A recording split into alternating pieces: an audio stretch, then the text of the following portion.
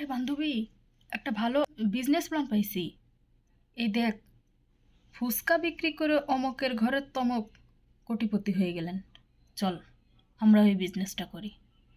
তুই ফুচকা বানাই দিবি, আমরা মরা গাছতলার নিচে যেয়ে দোকানটা দিব। তারপরে আমরা বিক্রি করব। আসলেই লাভ কিন্তু। এক প্লেট ফুচকা 30 টাকা, 50 টাকা, একটু ভালো করে ডিম টিম দিয়ে দিলাম, 50 টাকা প্লেট। সেই লাভ হবে কিন্তু। আরে দেখ, মাছ কেটে কত বড় লোক হয়ে গেছে। দেখ খালি, এতে তো কোনো ইনভেস্টই নাই। আগেরটার থেকে এটারও বেশি ভালো। খালি একটা বটি কিনতে হবে। বটি কিনে প্রতি কেজি মাছ দেখ 20 টাকা করে। খালি 5 কেজি মাছ যদি একজন নিয়ে আসে, জাগার উপর 100 টাকা, পুরাটাই লাভ, কোনো লস নাই। দিনে যদি 100 কেজি মাছ কাটা যায়, কত টাকা চিন্তা কর।